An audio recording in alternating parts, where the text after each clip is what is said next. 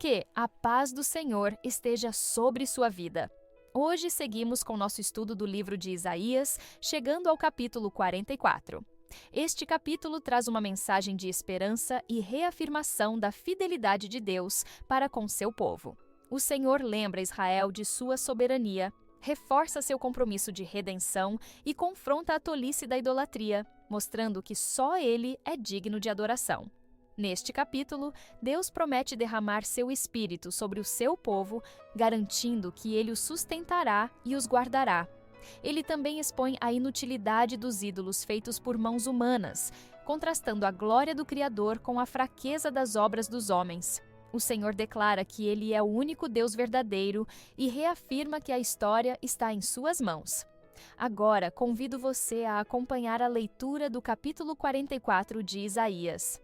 Agora, pois, ouve, ó Jacó, servo meu, e tu, ó Israel, a quem escolhi. Assim diz o Senhor que te criou e te formou desde o ventre, e que te ajudará. Não temas, ó Jacó, servo meu, e tu, Jesurum, a quem escolhi. Porque derramarei água sobre o sedento e rios sobre a terra seca. Derramarei o meu espírito sobre a tua posteridade e a minha bênção sobre os teus descendentes. E brotarão como a erva, como salgueiros junto aos ribeiros das águas. Este dirá: Eu sou do Senhor. E aquele se chamará do nome de Jacó. E aquele outro escreverá com a sua mão ao Senhor. E por sobrenome tomará o nome de Israel.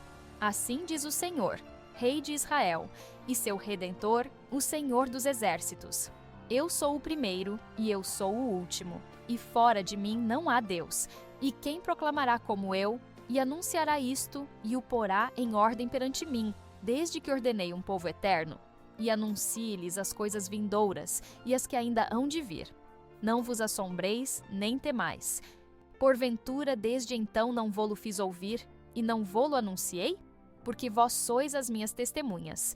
Porventura, há outro Deus fora de mim? Não, não há outra rocha que eu conheça. Todos os artífices de imagens de escultura são vaidade, e as suas coisas mais desejáveis são de nenhum préstimo.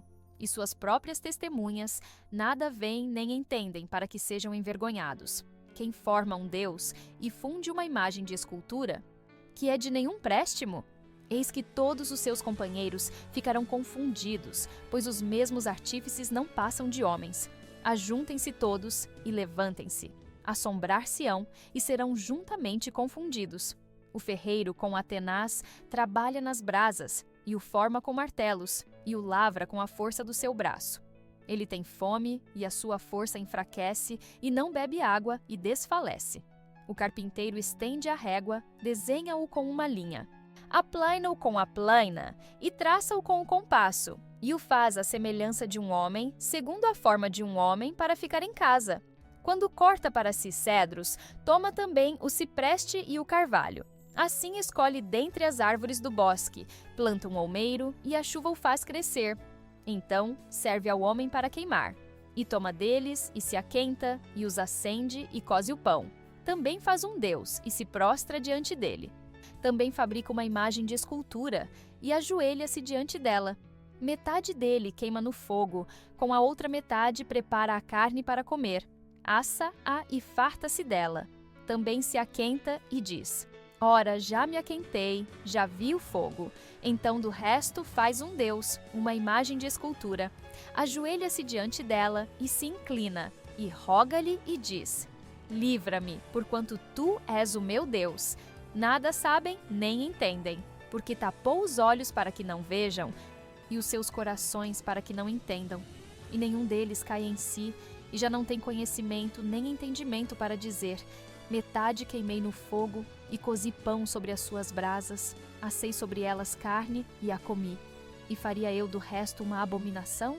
Ajoelhar-me-ei ao que saiu de uma árvore? Apacenta-se de cinza, o seu coração enganado o desviou, de maneira que já não pode livrar a sua alma, nem dizer: Porventura não há uma mentira na minha mão direita? Lembra-te destas coisas, ó Jacó e Israel, porquanto és meu servo. Eu te formei, meu servo és, ó Israel, não me esquecerei de ti. Apaguei as tuas transgressões como a névoa, e os teus pecados como a nuvem.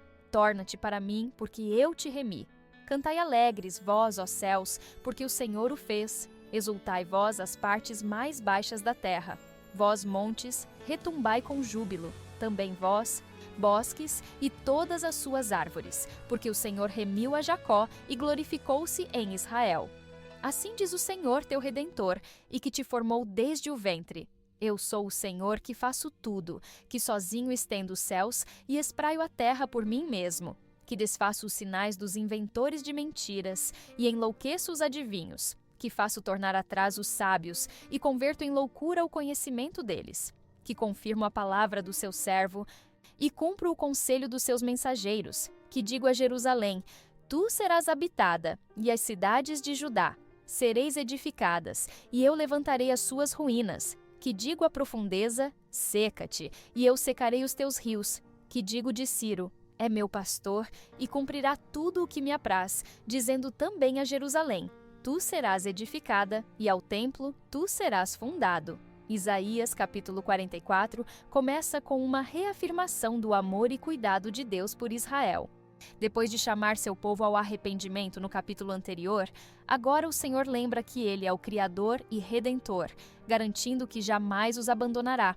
No versículo 1, lemos: agora, pois, ouve, ó Jacó, servo meu, e tu, ó Israel, a quem escolhi. Deus chama Israel pelo nome e reafirma que Ele os escolheu. Isso nos lembra que a relação de Deus com seu povo não é fruto do acaso, mas de uma escolha soberana e amorosa. O versículo 2 reforça essa ideia.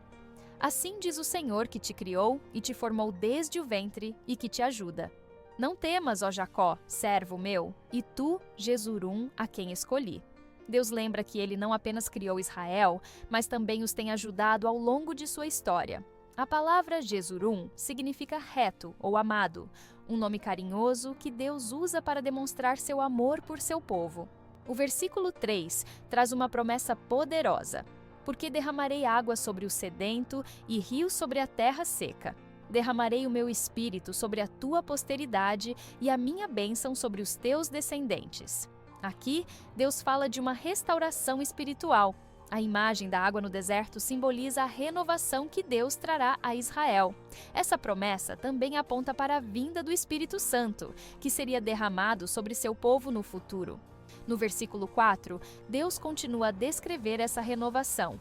E brotarão como a erva, como salgueiros junto aos ribeiros das águas. Assim como a água faz as plantas crescerem, o Espírito de Deus trará vida e crescimento ao seu povo. O versículo 5 mostra a resposta do povo à obra de Deus.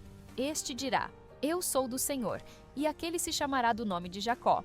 E outro escreverá com a mão: eu sou do Senhor, e por sobrenome tomará o nome de Israel. Essa é uma imagem de consagração total.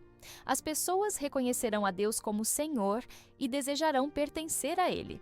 O versículo 6 declara a soberania de Deus. Assim diz o Senhor, Rei de Israel, e seu Redentor, o Senhor dos Exércitos. Eu sou o primeiro e eu sou o último, e fora de mim não há Deus. Essa afirmação é clara e absoluta. Deus não apenas governa Israel, mas toda a criação. Ele é eterno, e não há outro além dele.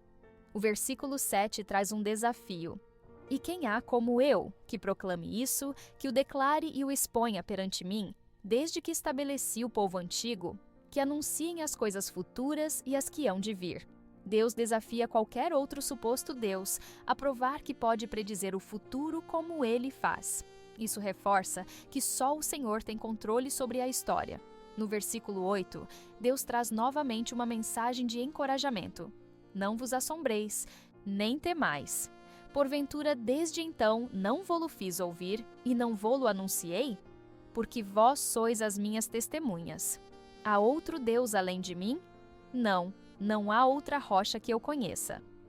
Deus lembra a Israel que eles já sabem da verdade. Ele é o único Deus verdadeiro, a única rocha firme em quem podem confiar. Essa primeira parte do capítulo nos ensina lições fundamentais. Deus nos escolheu e nos formou, e sua promessa de restauração e derramamento do Espírito se cumpriu plenamente em Cristo. Ele nos chama para viver sem medo, confiando que Ele é nossa rocha e que nada pode tomar seu lugar. Isaías, capítulo 44. agora se volta para um dos temas mais recorrentes no livro, a tolice da idolatria. Deus já afirmou que Ele é o único Deus verdadeiro, o Criador e a rocha inabalável. Agora, Ele expõe a inutilidade dos ídolos e a loucura de confiar em algo feito por mãos humanas. No versículo 9, lemos: Os formadores de imagens de escultura são todos vaidade, e as suas coisas mais desejáveis não aproveitam nada, e eles mesmos são testemunhas disso. Eles nada veem nem entendem, para que sejam confundidos. Deus declara que aqueles que fazem ídolos estão mergulhados em vaidade e ilusão. Mesmo os objetos que consideram mais valiosos são inúteis e incapazes de trazer benefício algum. O versículo 10 continua: Quem forma um Deus e funde uma imagem de escultura que é de nenhum préstimo. Aqui, Deus faz uma pergunta retórica, demonstrando a irracionalidade da idolatria. Como alguém pode criar um Deus com suas próprias mãos e depois confiar nele? No versículo 11, Deus mostra o destino dos idólatras. Eis que todos os seus seguidores ficarão confundidos, porque os mesmos artífices são homens. Ajuntem-se todos e se apresentem, assombrar-se-ão e serão juntamente confundidos. Aqueles que fazem e adoram ídolos acabarão envergonhados, pois perceberão que confiaram em algo sem vida e sem poder. Nos versículos 12 ao 15, Deus descreve o processo da fabricação de um ídolo, expondo sua total fragilidade. O ferreiro faz um machado, trabalha nas brasas, forma-o com martelo e o forja com a força do seu braço. Ele tem fome e a sua força falta, e não bebe água e desfalece. O carpinteiro estende a régua, marca a madeira com giz, lavra-a com o formão, faz-lhe sulcos com o compasso e a faz à semelhança de um homem, segundo a forma de um homem para ficar em casa. Ele corta para si cedros, toma o cipreste e o carvalho, e fortalece para si, entre as árvores do bosque, planta um pinheiro, e a chuva o faz crescer. Então servirão ao homem para queimar. Com uma parte tomará e se aquecerá, e também acenderá o forno e cozerá pão. E também fará um deus, e se prostrará diante dele. Fará uma imagem de escultura e ajoelhar-se-á diante dela. Essa descrição revela o absurdo da idolatria. A mesma madeira que um homem usa para fazer fogo e assar pão é transformada em um ídolo ao qual ele se curva. Deus mostra a contradição de adorar algo que é meramente uma criação humana. No versículo 16, Deus reforça essa ironia. Metade queima no fogo, com ela prepara a carne para comer, assa-a e farta-se, também se aquece e diz: já me aqueci, já vi o fogo. O mesmo material que serve para aquecer e cozinhar é adorado como se fosse divino. O versículo 17 continua: Então do resto faz um Deus, uma imagem de escultura, ajoelha-se diante dela, prostra-se e lhe dirige a sua oração dizendo: Livra-me, porque tu és o meu Deus. Essa cena revela o engano profundo da idolatria. O homem se curva diante de algo que ele mesmo fez, acreditando que pode receber salvação de um objeto inanimado. O versículo 18 explica a razão dessa cegueira espiritual. Nada sabem nem entendem, porque se lhes untaram os olhos para que não vejam e os seus corações para que não entendam. O pecado e a rebelião contra Deus cegam as pessoas, impedindo-as de enxergar a verdade. Elas se tornam escravas de suas próprias ilusões. O versículo 19 traz uma reflexão forte. E nenhum deles cai em si e não tem conhecimento nem entendimento para dizer: metade queimei no fogo e cozi pão sobre as suas brasas, assei carne e a comi. E faria eu do resto uma abominação? Ajoelhar-me-ia eu ao que saiu de uma árvore? Deus mostra que se as pessoas realmente parassem para pensar, perceberiam a tolice da idolatria. No versículo 20, ele conclui: apacenta-se de cinza, o seu coração enganado o desviou, de maneira que não pode livrar a sua alma, nem dizer: porventura não há uma mentira na minha mão. O idólatra se alimenta de cinzas, ou seja, de algo sem valor. Seu coração enganado o leva por um caminho de destruição, e ele é incapaz de perceber que tudo em que confia é uma mentira. Essa passagem nos ensina que a idolatria não se limita a imagens esculpidas. Qualquer coisa que toma o lugar de Deus em nossa vida pode se tornar um ídolo. dinheiro, sucesso, poder, relacionamentos, bens materiais. Tudo isso pode se tornar um falso Deus se colocarmos nossa confiança nessas coisas em vez de em Deus. Se desejamos seguir o Senhor de verdade, precisamos remover qualquer coisa que esteja competindo com Ele em nosso coração. Deus é o único digno de nossa adoração, pois somente Ele é o Criador, Salvador e Senhor soberano. Isaías capítulo 44 continua com uma mensagem de restauração e graça para Israel. Depois de expor a tolice da idolatria e mostrar como o coração do homem pode se enganar ao confiar em coisas feitas por mãos humanas, Deus agora chama seu povo a lembrar quem Ele é e a confiar plenamente em sua fidelidade. No versículo 21, lemos: Lembra-te destas coisas, ó Jacó, e tu, ó Israel, porque és meu servo. Eu te formei, meu servo és tu, ó Israel. Não me esquecerei de ti. Aqui, Deus convida Israel a lembrar-se da verdade. Enquanto o povo pode facilmente se esquecer do Senhor e seguir ídolos, Deus nunca se esquece de seu povo. Ele reafirma que Israel é seu servo e que ele mesmo os formou, reforçando a aliança que estabeleceu com eles. O versículo 22 traz uma das mais belas promessas de perdão na Bíblia. Apaguei as tuas transgressões como a névoa e os teus pecados como a nuvem. Torna-te para mim, porque eu te remi. Apesar das falhas e da idolatria do povo, Deus declara seu perdão. Ele não apenas os chama de volta, mas também promete apagar seus pecados completamente, como a névoa que se dissipa com o sol. No versículo 23, vemos um chamado à adoração. Cantai alegres vós, ó céus, porque o Senhor fez isto. Exultai vós, partes mais baixas da terra. Vós, montes, retumbai com júbilo. Vós, bosques, e todas as árvores que neles há, porque o Senhor remiu a Jacó e glorificou-se em Israel. Toda a criação é convidada a celebrar a redenção de Israel.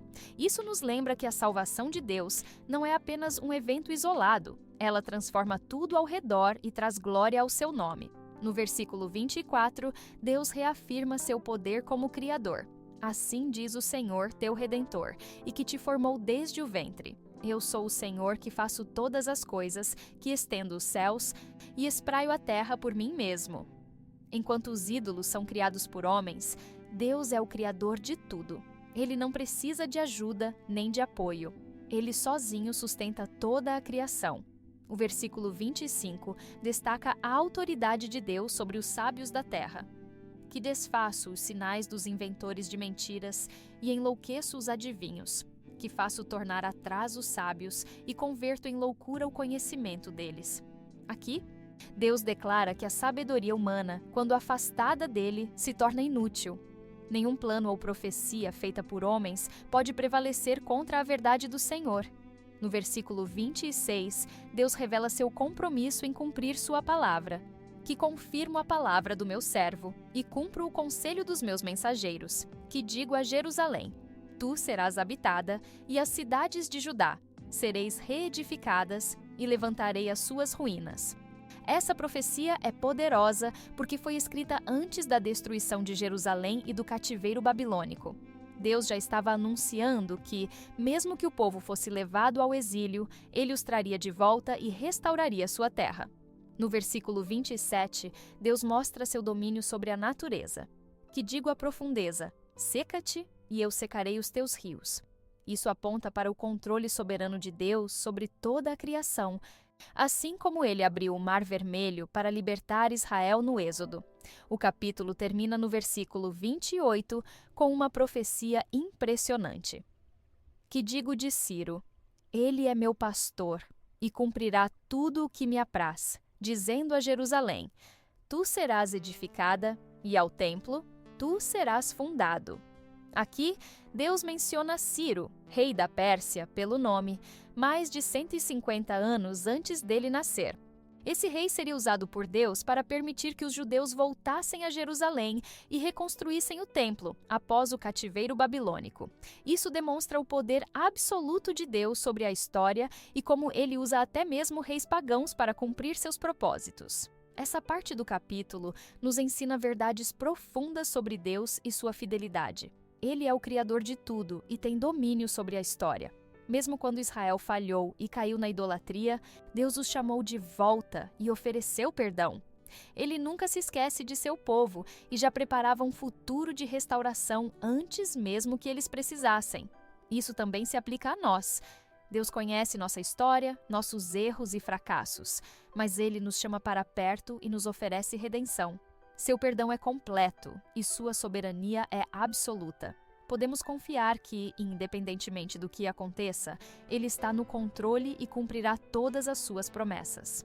Agora, convido você a uma breve oração, agradecendo a Deus por sua fidelidade e entregando nossa vida totalmente a Ele. Senhor, somos gratos porque Tu és um Deus fiel e nunca te esqueces do Teu povo. Obrigado porque apagas nossas transgressões como a névoa e nos chamas de volta para Ti. Reconhecemos que somente Tu és Deus, o Criador do céu e da terra, e que não há outro além de Ti.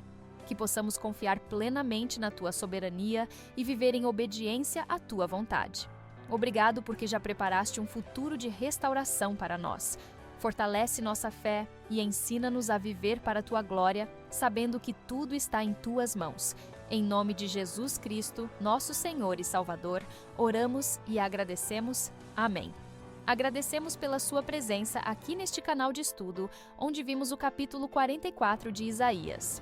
Prepare-se para nosso próximo estudo, que será o capítulo 45. Se esta mensagem tocou o seu coração, compartilhe-a com aqueles que precisam ouvir sobre a justiça e a soberania de Deus. Cada compartilhamento é uma semente lançada em solo fértil.